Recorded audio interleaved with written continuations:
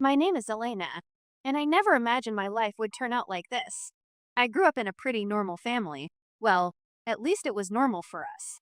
My dad was always busy with his sustainable building materials business, and my mom took care of the house. We weren't rich, but we were comfortable. Dad rarely talked about work at home. He'd come in late, give mom a quick kiss, and ask me how school was. That was about it. I didn't mind though. I was happy in my own little world, helping at his office during summers and dreaming of making a difference someday. I remember the day everything changed. I was 27, fresh out of law school with a business law degree, still trying to figure out where to focus my career. I was looking for some old photos in Dad's study when I stumbled upon legal documents marked confidential. My heart pounded as I scanned the pages. Dad's company was facing a hostile takeover. The knot in my stomach tightened as I read further, recognizing the predatory acquisition tactics from my corporate law classes. Why hadn't he said anything? That night at dinner, I watched him closely. He seemed normal, joking with mom about her overcooked pot roast, but I saw the worry lines around his eyes, the way his smile didn't quite reach them. I had to do something. But what? Even with my legal training, it seemed impossible for me to challenge a large corporation. Still, I couldn't just sit back and watch my family's livelihood get destroyed. Not when Dad's company was bringing eco-friendly innovations to an industry that desperately needed them. The next day, I did some digging. It wasn't hard to find out who was behind the takeover. Maxwell Caldwell of Caldwell Industries, known for his aggressive acquisitions and environmentally questionable practices hidden behind charitable donations. His office wasn't far from our house. The receptionist looked at me like I was crazy when I asked to see Mr. Caldwell. "Do you have an appointment?" she asked me, eyebrow raised, her perfectly manicured fingers hovering over her keyboard. "No, but it's important, please. Just 5 minutes," I insisted, my voice steadier than I felt. She must have heard something in my tone because, after a phone call, she waved me towards the elevator. "Top floor," she said with a hint of pity in her eyes. The ride up felt like it took forever, my reflection in the mirrored walls showing a woman more determined than I felt inside.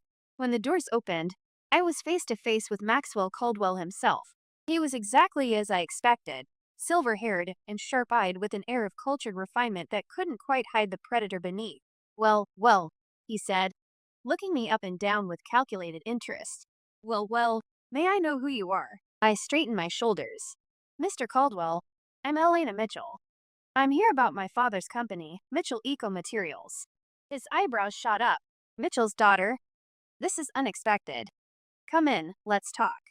I followed him into his office, trying not to be intimidated by the panoramic view of the city that he clearly used to impress visitors. He settled behind his massive desk and gestured for me to sit.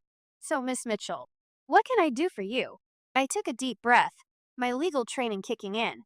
"Your hostile takeover of my father's company violates several antitrust provisions. The environmental patents alone." Caldwell raised his hand, cutting me off. "Impressive. Your father didn't mention his daughter was a lawyer." He leaned back, studying me with new interest.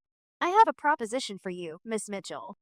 I'll leave your father's company alone if you agree to marry my son." I stared at him, sure I'd misheard, anger and disbelief colliding in my chest. "Excuse me, you heard me. Marry my son Victor. Make him grow up a little, give him some direction. Do that, and your father's company, patents and all, stays untouched." I left Caldwell's office in a daze. Marry his son? Was he insane? But the more I thought about it, the more I realized I didn't have much choice. My legal knowledge couldn't save us.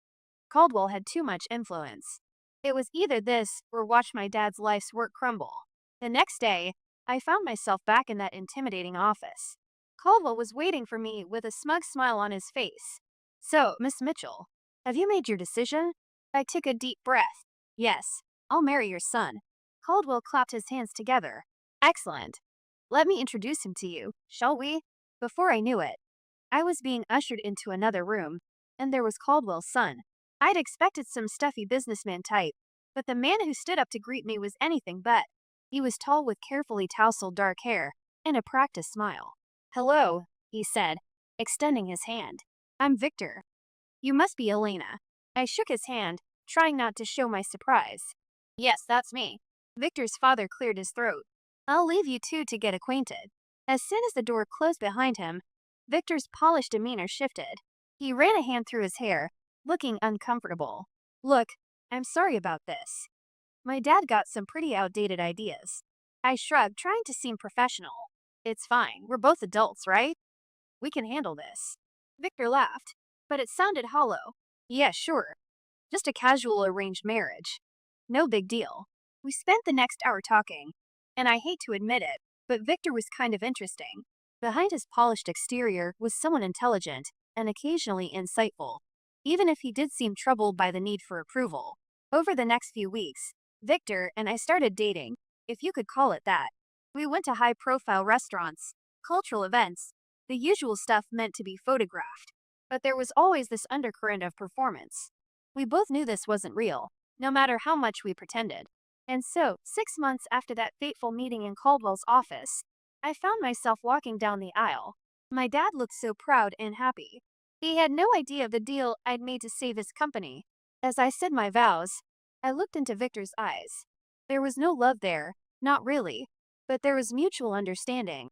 And maybe that could be enough. The reception was a blur of congratulations and champagne.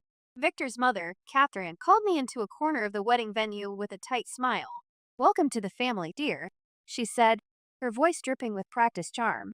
I do hope you'll help Victor find his future. I plastered on my best fake smile. I'll certainly try, Mrs. Caldwell.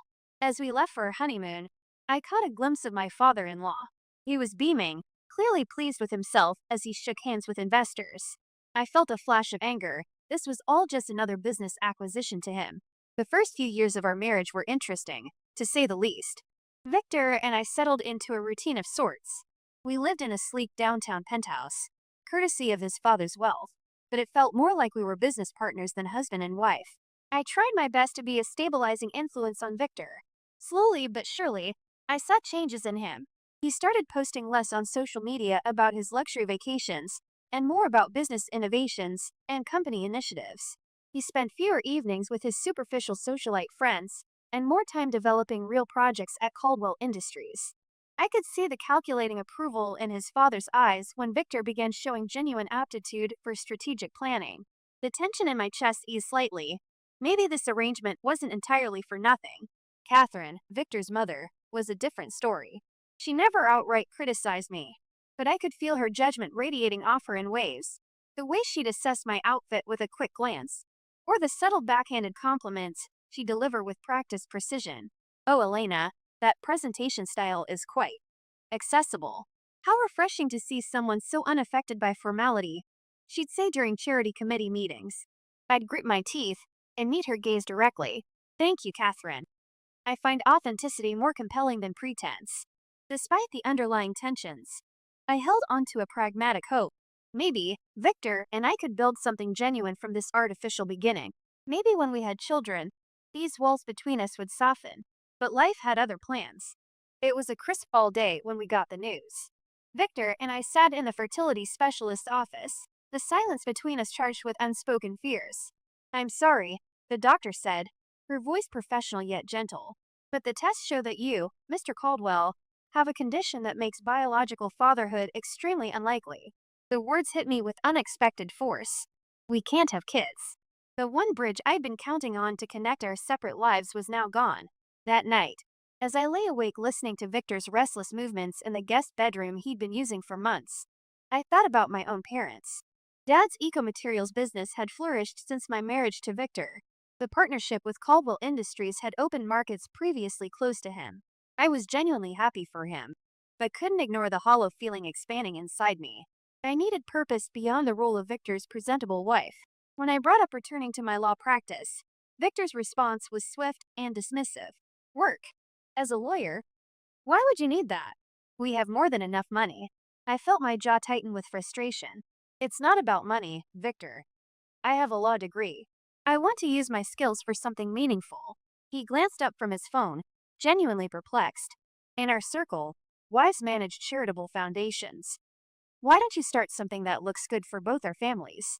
And so, the Elena Caldwell Foundation for Children's Medical Innovation was born. It wasn't the legal career I'd trained for, but I discovered a talent for organization and advocacy that gave me genuine satisfaction.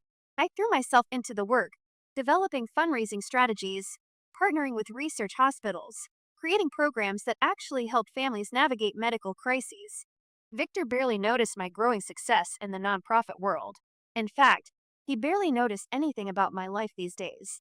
We were inhabiting the same expensive housing but living in completely different emotional universes. 8 years have passed, and everything has changed again. Maxwell Caldwell died suddenly of a heart attack during a board meeting. Just like that, Victor was thrust into the role of CO. I tried to be supportive, drawing on my legal knowledge to help him navigate the transition, but I could see him buckling under the expectations he'd spent a lifetime trying to meet. 2 years after that, we got more bad news. Catherine had advanced ovarian cancer. We should move her to a private medical facility, Victor said, his voice detached as he scrolled through his emails. They can provide better care. But Catherine refused, her artistic sensibilities rebelling against the sterile environment. I will die surrounded by my collected treasures, not institutional beige, she declared, her chin lifted with the same defiance I sometimes glimpsed in her son. And so, drawing on my years of experience with the medical foundation, I took charge of her care. I assembled a team of specialists, coordinated experimental treatments, and found myself spending hours in the modernist mansion I'd always found intimidating.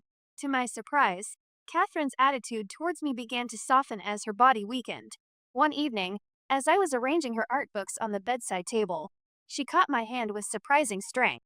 "You're a remarkable woman, Elena," she said softly, her eyes clearer than they had been in weeks.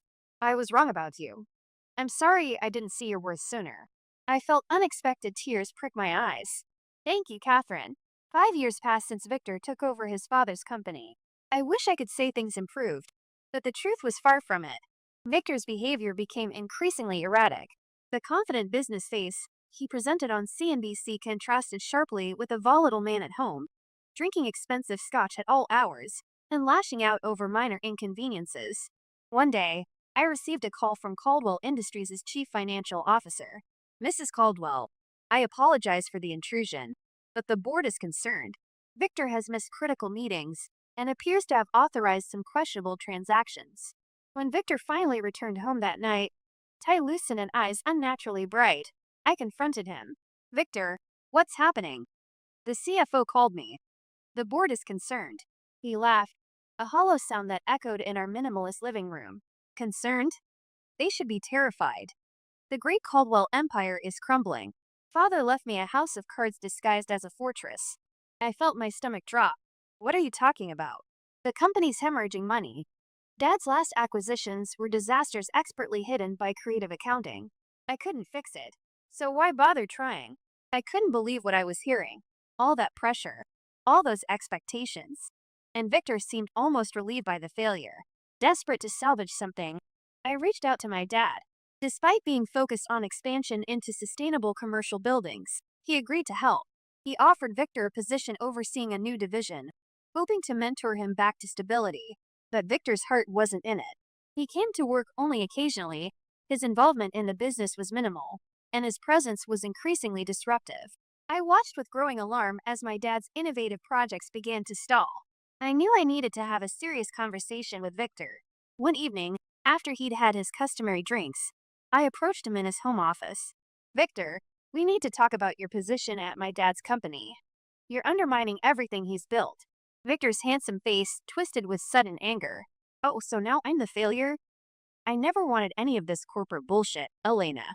What are you talking about?" He laughed with a harsh and ugly sound that seemed to fill the room.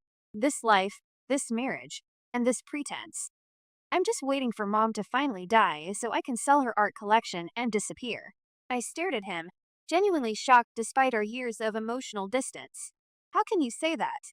Your mom is suffering, and you're calculating the value of her Roth costs. Don't act so self-righteous." He spat, eyes glittering with resentment. "We both know our marriage is a strategic alliance that's outlived its usefulness. You're just as trapped as I am." Disgusted, I turned to leave the room. As I opened the door, I came face to face with Catherine, leaning heavily on her walker. The look in her eyes told me she'd heard everything. For a moment, we just stood there, the truth hanging between us. Then, silently, she reached out and gripped my hand with surprising strength.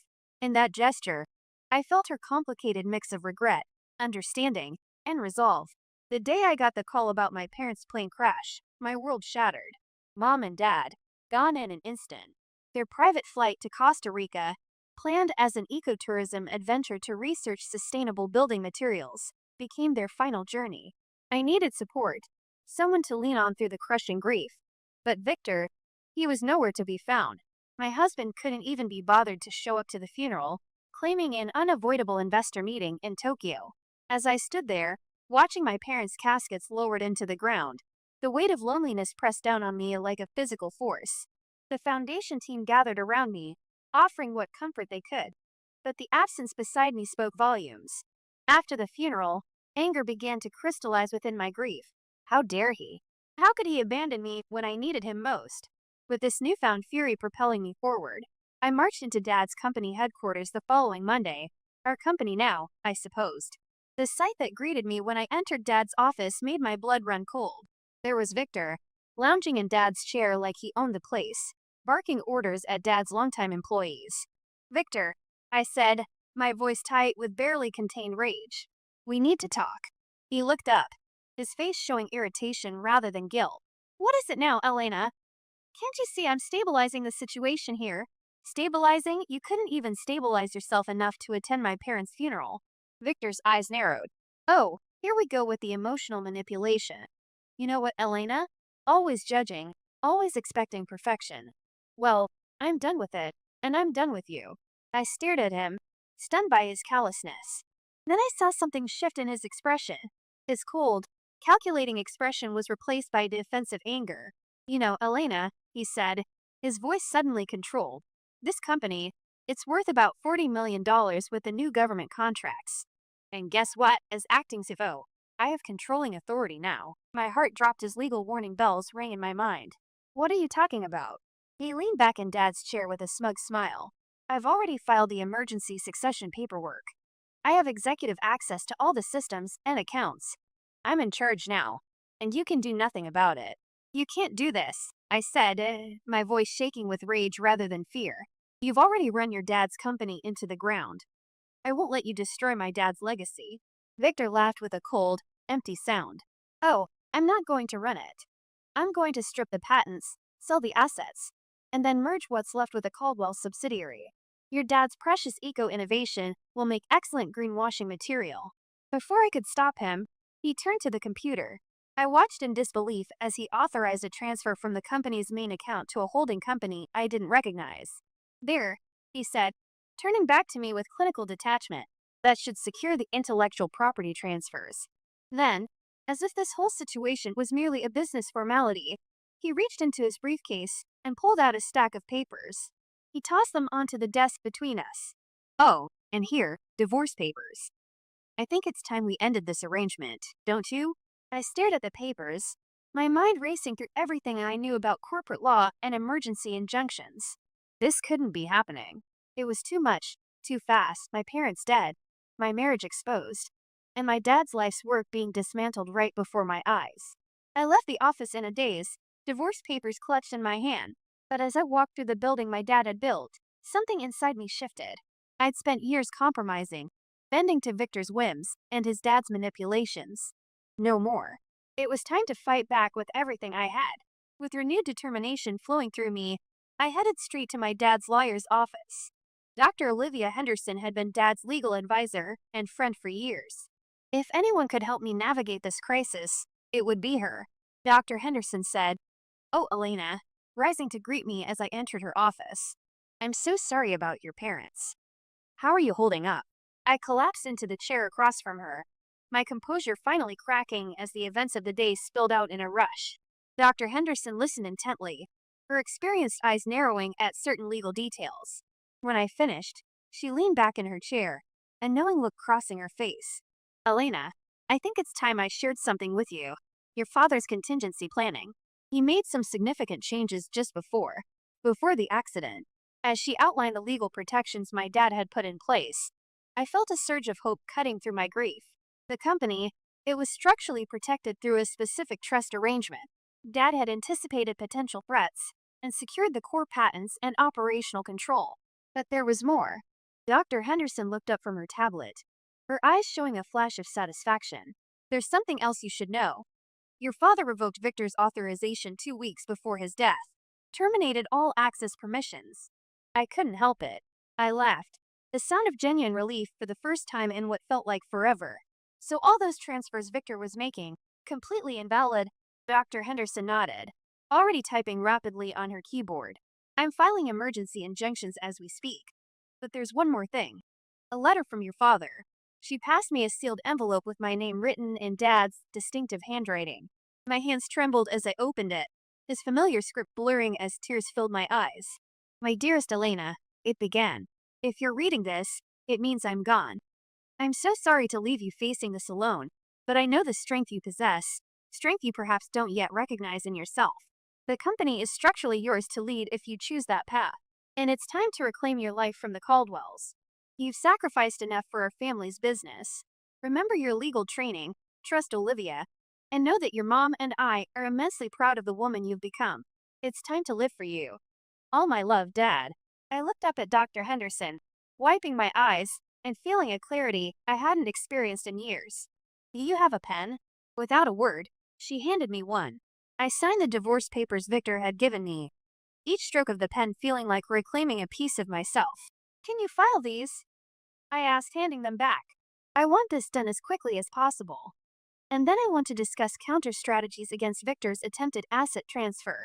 Dr. Henderson nodded, a look of professional admiration in her eyes. Consider it done. And Elena, your father would be proud of what you're about to do. As I left her office, I felt free for the first time in years, maybe for the first time ever. I was in control of my own life. No more Victor. No more Caldwells pulling my strings. On impulse, I pulled out my phone and called Zoe, my best friend from the medical foundation. Zoe, it's Elena. Want to meet for coffee? I've got some news. An hour later, we were seated in our favorite cafe, lats in hand. Zoe said, eyeing me curiously, "What's this big news?" I took a deep breath, then let it all out. Victor, his company, and our divorce. Zoe listened, her eyes widening. When I finished, she reached across the table and squeezed my hand. You're free. And now you're the boss. I couldn't help but smile at her enthusiasm. I don't know, Zoe. Can I really run the company? She fixed me with a stern look. Are you kidding me, Elena?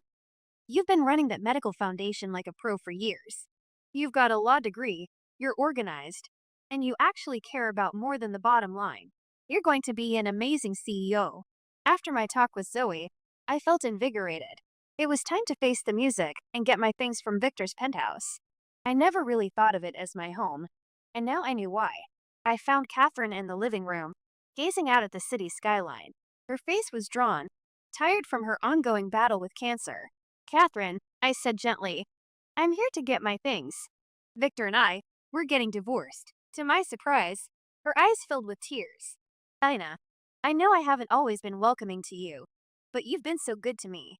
Would you consider letting me come with you? I was stunned. You want to come with me? Before she could answer, the elevator doors opened. Victor stormed in, his face contorted with rage. You, he shouted, pointing at me. What the hell did you do? The accounts are frozen. The board is questioning my authority.